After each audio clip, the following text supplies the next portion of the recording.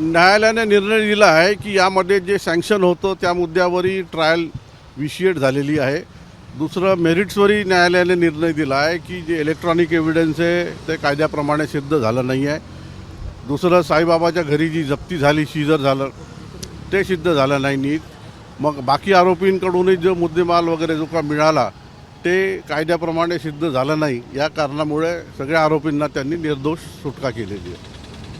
Sir, याच्यापूर्वी पण एकदा न्यायालयामध्ये असाच निर्णय झाला होता. आपण सर्वोच्च न्यायालयामध्ये गेले होते, फेरसुनावणीचे निर्देश दिले होते आणि परत त्याच परिस्थितीमध्ये सगळं संपूर्ण प्रकरण आलं. याआधी जो निर्णय झाला होता तो मुख्यतः सँक्शनच्या आधारावर होता. मेरिटवर त्याच्यामध्ये काही उल्लेख नव्हता.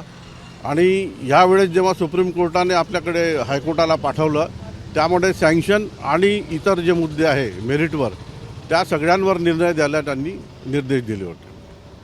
सर, आजच्या निर्णयानंतर सरकारी पक्ष या संदर्भात काय पुढचं म्हणजे लिगल पाऊल उचलणार आहे? आम्ही त्याच वेळेस जेव्हा जजमेंट प्रोनाऊन्स झालं माननीय कोर्टाला आम्ही स्टेची मागणी केली, परंतु कोर्टाने आम्हाला निर्देश दिले की तुम्ही लेखी अर्ज करा.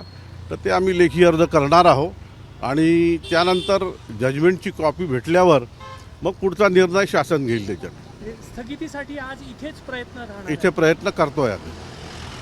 हिंदी सर, आज जो फैसला दिया है मुंबई उच्च न्यायालय के नागपुर बेंच ने हाँ। जीएन साई बाबा को लेकर, क्या ये फैसला है और कोर्ट ने क्या ऑब्जर्वेशन फैसला सुनाते हो?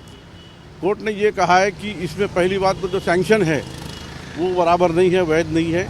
दूसरी बात मेरिट में भी जो जब्ती हुई साईं बाबा के घर से, आरोपी के पास से, बाकी आरोपियों के पास से, वो बराबर सिद्ध नहीं हुई है.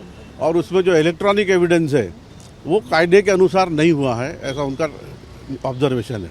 अभी क्या स्टैंड रहेगा सरकारी पक्ष का? अभी सरकारी पक्ष की तरफ से हमने तुरंत कोर्ट से, न्यायालय से उसी समय विनंती की थी कि इस निर्णय पे 6 हफ्ते का स्टे मिले हमको.